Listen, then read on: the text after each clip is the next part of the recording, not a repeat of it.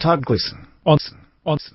What's the excitement about buying a brand new car when you pay full price for it? County Farm Bureau members have a reason to be excited. A Farm Bureau membership gives you 2 car purchase discounts. When members buy a new Ford vehicle, they receive $500 off their purchase. And with the purchase of a qualifying Lincoln vehicle, they receive $750 off. Everyone loves a good deal, and the money saved is worth the price of our annual membership. This is just one of our 300,000 plus discounts that are always changing to fit our members' needs. Not a Farm Bureau member? Visit Illinois Farm Bureau online and join today.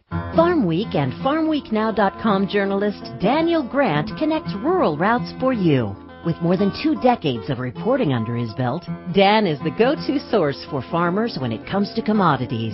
Here's a bit about his rural roots. I grew up on a grain and livestock farm near Roseville in Warren County. What I love about my job is working with people, traveling across Illinois, and visiting farms along the way. Be it routes or roots, RFD Radio, FarmWeekNow.com, and Farm Week keep you connected.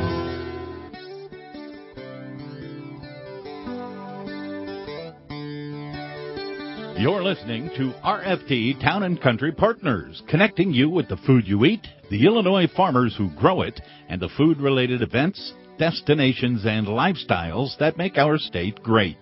Hey, good day to you. Welcome to RFD Town and Country Partners. I'm Rita Frazier here at the Illinois Farm Bureau in Bloomington. One of my favorite days of the month because it means that we get to check in with Tim Schweitzer at the Illinois Department of Natural Resources. Hey, Tim.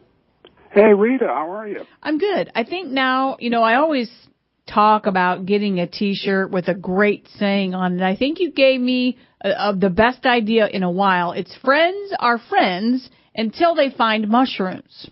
It is the season, as they say. Mushroom collectors are out, and when they find them, they don't tell us where they found them, and sometimes they don't share them with us, which is somewhat disappointing, but a real friend finds some morels, and they're going to share their bounty, and we'll look forward to seeing some show up on the front porch before too long. I think that's a good little seed to plant out there with our listeners today. So they've been finding them in southern Illinois, so that's moved up, you tell me, so they're finding them more towards the central part of the state. Yeah, and I think it's obviously weather-driven, and as the weather warms up, we've certainly had enough rainfall and, 7 or 8 days ago, snowfall, so that there's enough moisture that the morels should be popping. If you haven't seen them yet, you might not be looking hard enough. They should be out there. Yeah, and I always have such fond memories, but I can remember my grandpa Herbie always saying, don't get out there too early, Rita, just wait till that first 80-degree day. And you know what? We had one of those yesterday. Yes, in fact, here in the Springfield area, someone mentioned that same thing when the thermometer topped out at near 80 on Sunday and again yesterday. So absolutely, we're probably getting into peak season now. We always do need to remind folks, though, that while mushroom collecting is popular this time of year, you need to have the permission of a property owner before you search their property for anything, including mushrooms. So make sure you have permission of the landowner. If it's a public site, and I say public site meaning like a state park, make sure that you're not on the property until after 1 p.m. during the spring turkey season. Turkey hunters get dibs on those state park sites if they're hunting at those locations during the spring turkey season until 1 o'clock in the afternoon. After 1 o'clock, you're good to go, but stay out of the way of those turkey hunters prior to 1 p.m. Such good advice. Now, turkey season runs through when? Here in the state of Illinois, our busiest turkey season is in April and May. The wild turkey season started with youth seasons the last weekend in March and the first weekend in April. And the regular turkey season opened in our southern zone, roughly the lower third of the state, on April 8th, and it will conclude on May 9th in the south zone. The north zone opened on April 15th, a week later, and it will close on May 16th. So essentially, through the month of April into mid-May is turkey season, so just keep that in mind. It's funny because, again, so you think about, okay, I'm going to go out there, I'm going to go gather. What do you call, it's not mushroom hunting, you call it foraging? You could call it foraging, mushroom collecting. Collecting, okay. Sure. So if you're heading out, just a question for you, Tim Schweitzer, are you more fearful of a snake or poison ivy? I'm always alert to poison ivy because any of us who have had to deal with poison ivy know you don't want to deal with it again. So very conscious of that. And we have very few venomous snakes on the prowl here in the state of Illinois. There are some, but for the most part, you greet a snake in the wild while searching for anything foraging here in the state of Illinois. Just let the snake go its way and you go your way, and you don't have any issues. Yeah, that's the way I feel. So I'm with you on that. The poison ivy gives me more fear. Yeah, absolutely. So we'll yeah. Beast. Yes, for sure. It is. No doubt about it. Now, let's go into that calendar you mentioned. Okay, so turkey season through mid-May. The other thing that you mentioned to me was a deadline for firearm deer season permits at the end of this month. Yeah, if you're a resident of the state of Illinois, residents of the state, resident hunters, have the first opportunity to get their applications in for firearm deer permits to be used this fall. And the month to apply is the month of April. So we have a week to go before April 30th, and the deadline to get your application in for a firearm and or muzzleloader only deer permit for this fall. You can apply in both categories if you'd like, or just apply for one or the other, but you need to be a resident hunter and get your application in prior to the deadline on April 30th, and there'll be a first lottery drawing for folks who are interested in applying for those firearm deer permits this fall. Good information. What about a hunting and fishing license? Talk a little bit about that here for the state of Illinois.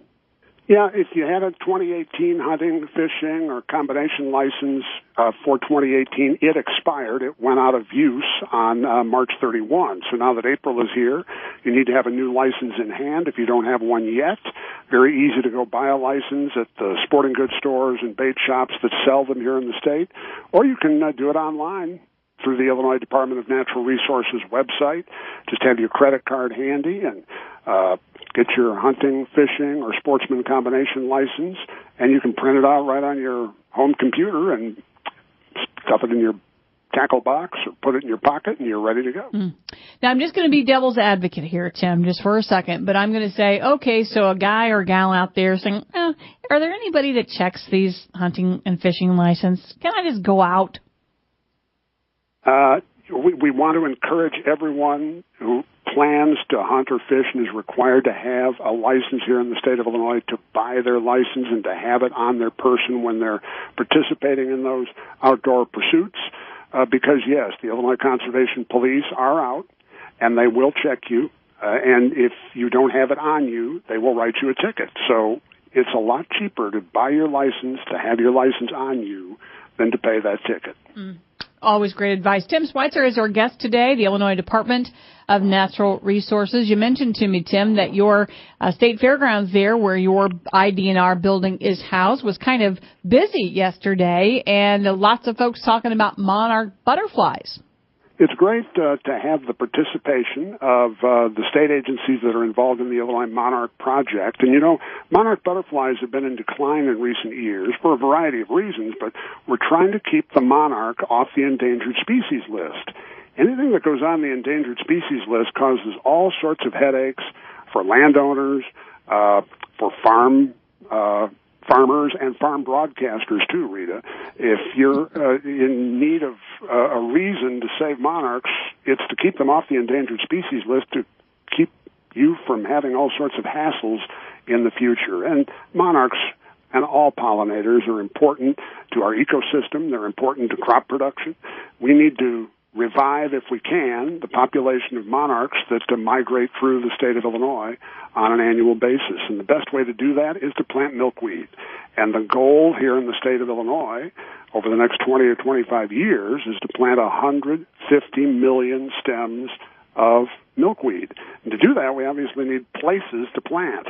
And private landowners can be involved, public landowners like the Department of Agriculture here on the fairgrounds and the Department of Natural Resources at state parks, and the Illinois Department of Transportation has been terrific in planting milkweed along highway rights-of-way to provide the habitat that's necessary to keep those pollinators coming through. And we want pollinators coming through. So it's an important goal, and the Illinois Monarch Project got a great boost from Illinois agriculture interests yesterday at the event you referenced that was held at the Department of Ag headquarters, where they planted a very nice pollinator garden yesterday. Love it. And the other thing, any time that we can get the state and all of the groups coming together, what a great thing, huh? Oh, it's fantastic. And landowners have realized the importance of this. Farm and agriculture groups, businesses, utilities, the railroads, who have a tremendous amount of land on their rights of way. Everyone is, thanks to a clarion call that went out 3 or 4 years ago. We had a Monarch Summit here at the Department of Natural Resources headquarters, and got a lot of groups into the room and said, we've got a problem. Can you help us solve it? And they were all ready to sign up, and the Illinois Monarch Project is roaring forward, and we hope to encourage landowners for many years to come to help us revive the population of monarch butterflies and pollinators and to improve their lot here in the state of Illinois. Just under a minute remains, I guess, contact information. And, of course, if folks are planning on a staycation this year or visiting a state park, they should probably get on your website and find out what's going on. Yeah, state parks, if you're interested in camping or hiking or biking or equestrian use, swimming and fishing and hunting, we've got plenty of places to do all of that here in the state of Illinois. Illinois Department of Natural Resources website is a good resource at dnr.illinois.gov. Just go online, Illinois DNR, and we'll be happy to provide you the information you need to get outside and have a great time this spring, summer, and fall. And remember, Tim said it here first, friends are friends until they find mushrooms. Tim Schweitzer, Illinois Department of Natural Resources. Thanks, Tim, and we'll talk to you here next month. Stay tuned. We'll have more hunting and fishing news with the Outdoors program here on Town and Country, and we'll head to the grocery store and find out what's growing green in Springfield. We'll be back.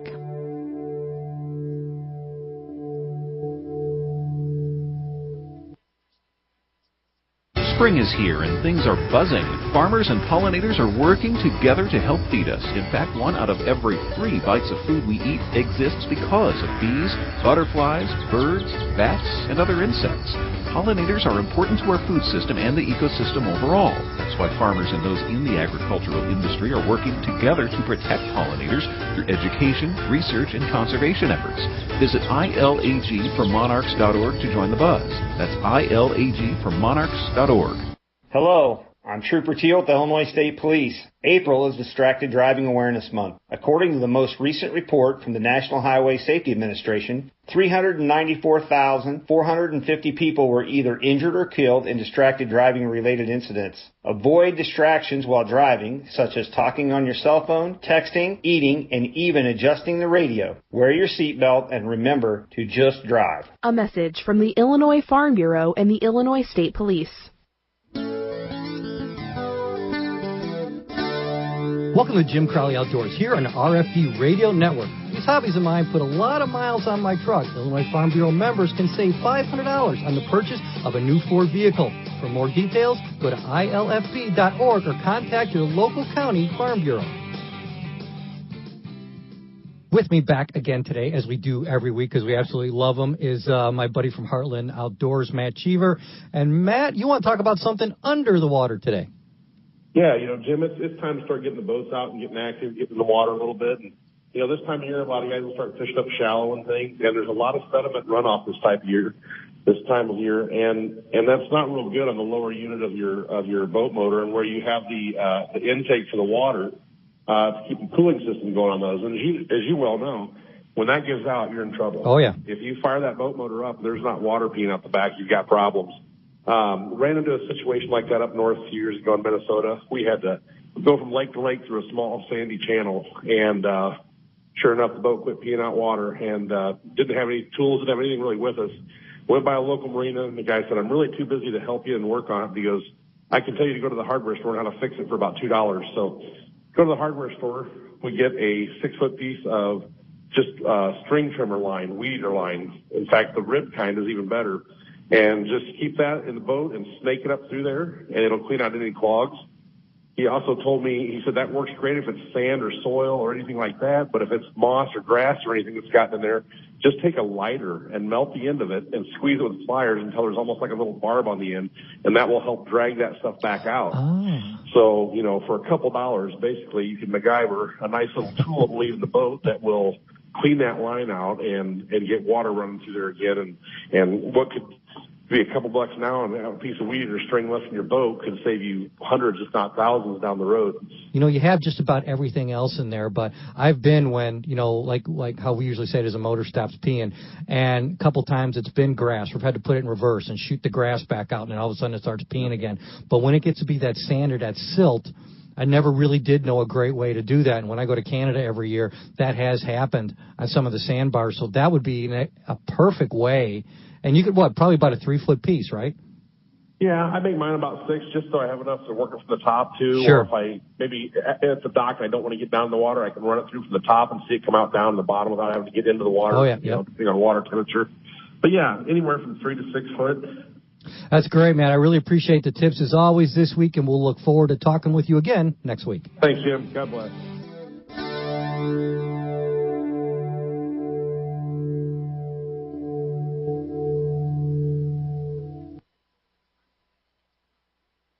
Are you preparing for planting season? We don't mean to be a pest, but here's a few things you need to know before you grow.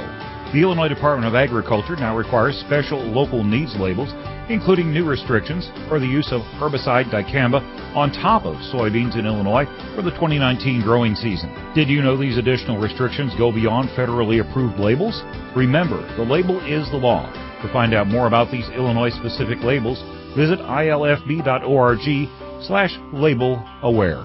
RFD Radio Network's DeLoss Yankee connects rural routes for you. DeLoss delivers essential farm and food-related news to our listeners. His witty voice has been heard on the air for more than 2 decades. Here's a bit about his rural roots. Growing up on a farm prepared me for my career. I try to know a little about a lot of things and let the people I interview be the experts. I've always wanted to be on the radio. I'm just happy to do what I enjoy. Be it routes or roots, RFD Radio, FarmWeekNow.com, and Farm Week keep you connected. Hey, we're back on Town and Country Partners. We teased this segment by saying what's growing green in Springfield. Well, here to tell us more, Charlene Fargo, dietitian at Hy-Vee Supermarkets, and you have plenty of green to talk about. We do, especially that asparagus. You know, I think Easter always meant for me that Mom and Dad had this huge 5-acre thing of asparagus, and Easter wasn't Easter if we didn't have asparagus with that ham. It was just part of life. Yeah, so. And you know, now earlier, Tim Schweitzer was in our first segment, and he came up to me, I'm sure it's been used before, but his phrase of the day were friends are friends until they find mushrooms. And, you know, isn't that the truth, especially those morels? And I've seen several posts on Facebook for people saying, anybody found any morels? I'll buy some. Yeah. So asparagus to me, too, there's some that find that wild asparagus, but you have some wonderful, probably nice and tiny left in the produce department there in Hy-Vee in Springfield. And that the smaller the better, right, on the big asparagus? Oh, I think so. And I think don't be afraid to grill it on your grill. You know, brush it with a little bit of oil and maybe put some balsamic vinaigrette on it, or even just some seasoning. I love Riley's seasoning on it, you know, the kind that you use on pork. I do the no salt on it because it's so good, so much better for you. But to have that kind of flavor on it, I just love that smoky, charred kind of flavor on asparagus. I think it's great. And then, you know, do more than you need, and you can use it in a salad, or you can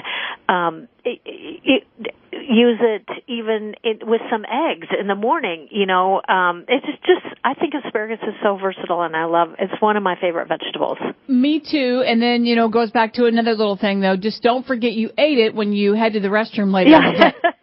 Absolutely.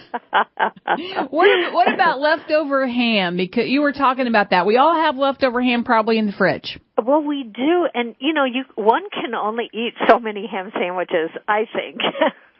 Right. So, but if you cube it up, you know, then you could use it with your eggs and your asparagus in something, or even do like a little strata where it had some cube breads as well with the cheese.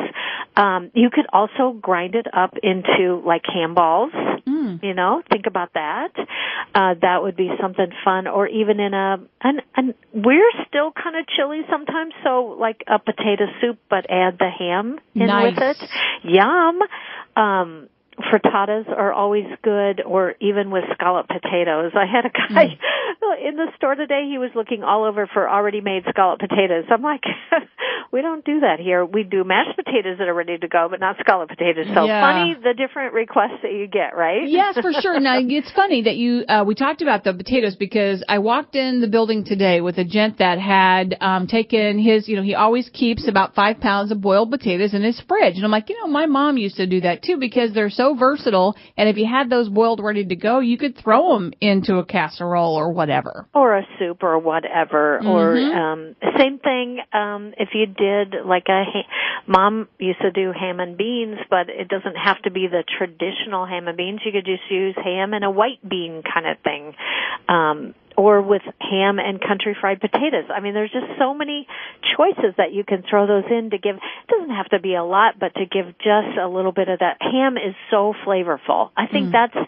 it's almost like bacon, although not as popular, but almost like bacon. It gives that so much flavor. So that's a fun way to use it up. And we are all about not throwing things away. So if you're just sick of ham and it's only Tuesday, well, then freeze it.